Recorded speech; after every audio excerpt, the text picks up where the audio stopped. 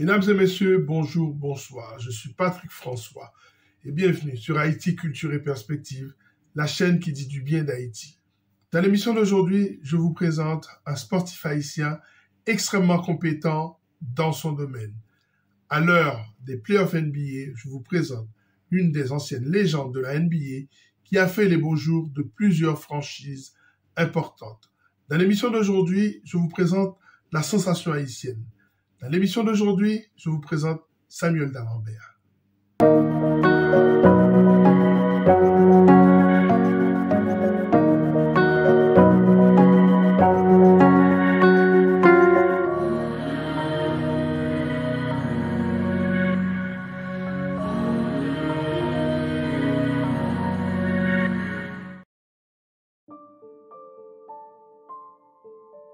Son nom complet, Samuel Davis D'Alembert.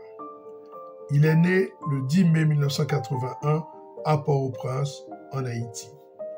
Petit, il est passionné de basket, mais ne trouve pas les infrastructures pour le pratiquer. Le football étant roi, peu de gens s'intéressent au basket. En gros, il ne trouve pas de terrain près de chez lui pour pouvoir jouer. Alors, il doit attendre d'être aux États-Unis pour pratiquer ce sport qu'il aime tant, à l'âge de 13-14 ans. Il s'en donne donc à cœur joie. Sa famille déménage à Montréal, où il peut alors pratiquer librement son sport. De retour aux États-Unis dans le New Jersey, il joue pour son équipe du lycée de St. Patrick's High School, à Elizabeth, dans le New Jersey. Puis, il rentre à l'université et intègre l'équipe de basketball de la fac.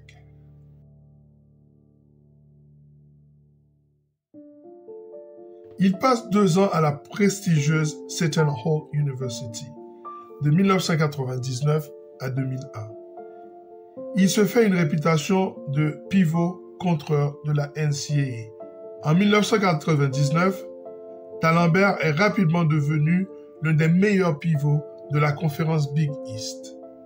Sous la direction de l'entraîneur Tommy Amaker, Seton Hall enregistre un bilan de 22 victoires pour 10 défaites et se qualifie pour le tournoi NCAA. L'année suivante, le bilan est plus mitigé, soit 16 victoires et 15 défaites. Pendant ces 2 années, Samuel D'Alembert récolte en moyenne 7 points, 6 rebonds et près de 3,6 contres par match. Il est alors le leader de la ligue universitaire au contre. Une performance déjà. On se dit alors qu'un phénomène arrive en NBA. En effet, ce sont ces 3 contres par match qui attirent l'attention de tous les scouts de la ligue. En 2001, il est un magnifique prospect pour les Sixers de Philadelphie, menés par la légende Allen Iverson. En effet, ces derniers viennent de perdre en finale face aux Lakers de Shaquille O'Neal et de Kobe Bryant. Ils ont donc besoin d'aide dans le secteur intérieur. C'est dans ce contexte qu'ils décident de le choisir. Il va désormais suivre les traces d'un autre grand pivot haïtien, Holden Polynice, qui a fait les beaux jours des Supersonics de Seattle, des Clippers, des Kings de Sacramento ou encore des Jazz de Utah dans les années 80.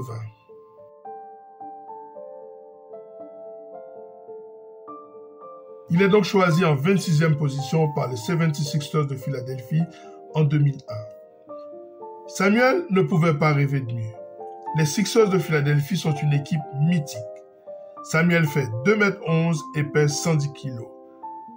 C'est un pivot contreur, rebondeur et défenseur qui vient de débarquer à Philadelphie. Avec Iverson, McKee, Iguodala, Eric Snow, etc., c'est sûr, Philly peut jouer le titre dans les 2 à 3 ans à venir. Pour la saison 2001-2002, le pivot haïtien apprend le métier de basketteur professionnel et son rendement est faible, soit 1,5 points de moyenne par match. Il ne joue que 5,2 minutes par match derrière la légende congolaise Dikembe Mutombo. La saison suivante, le pivot haïtien enregistre une grave blessure au genou qui le tient éloigné des terrains pendant 1 an. Voici déjà 2 ans perdus pour ce pivot haïtien qui a appris le basket sur le tard. En raison d'un manque d'infrastructures en Haïti. Sa troisième année, Samuel explose. Sa réputation de défenseur et de contreur se confirme. Il termine la saison avec 8 points, 7,6 rebonds et 2,3 contres de moyenne en 26,8 minutes par match. L'année suivante, il progresse encore. En play-off, si son équipe est éliminée 4-1 par les Pistons de Détroit, l'un des favoris de la Ligue, il enregistre des statistiques personnelles très encourageantes au plus haut niveau. En effet, en 5 matchs, il tourne à 11,6 points, à 55% de réussite au tir, 12,8 rebonds et 1,4 contre. La saison 2005-2006 est importante pour lui, car il signe un contrat qui fait de lui le sportif haïtien le mieux payé de l'histoire. En effet, il signe un contrat de 6 ans pour la somme de 58 millions de dollars. Il joue dans une équipe de rêve composée de Chris Webber, André Iguodala, Kyle Korver et de la légende Allen Iverson. Pourtant, l'équipe sous-performe et les stars sont transférées. Samuel Dalembert devient alors la figure du club. Il joue avec André Miller, un passeur qui convient mieux à son jeu au lieu de l'individualisme d'Allen Iverson. Il faut attendre la saison 2006-2007 pour voir son explosion. Cette année-là, il enregistre 10,7 points, 8,9 rebonds et 1,9 contre en 30,9 minutes par match. Ce qui fait désormais de lui un joueur important dans la plus grande ligue du monde. Enfin, en 2007-2008, il enregistre une moyenne de 10,5 points par match. Les années suivantes, sa moyenne de points baisse et il est transféré en 2010 à Sacramento.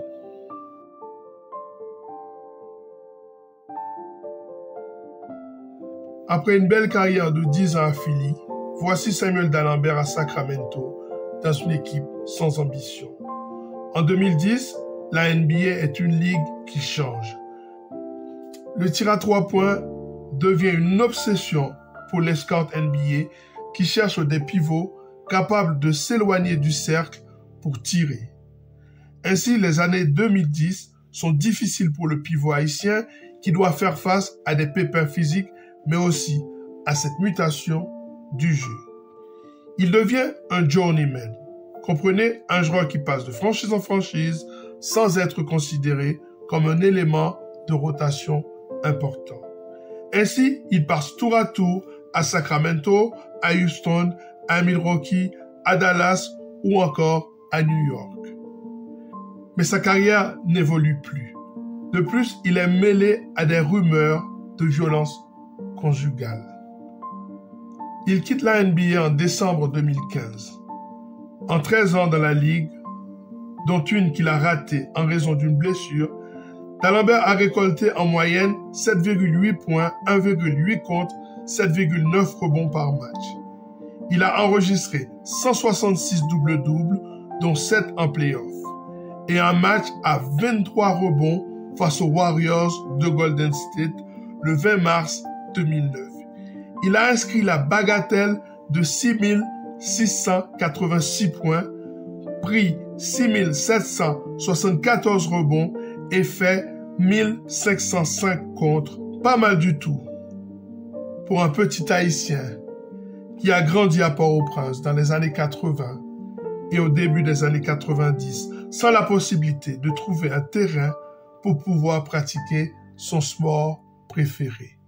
C'est dans la franchise chinoise de Sanchi Fenshui qu'il rebondit en décembre 2015. Là, il expose ses moyennes de points inscrits dans la ligue, avec 13 la première année et 16 la deuxième. À cela, il faut ajouter les rebonds et les contres. Il met fin à sa belle carrière en 2017.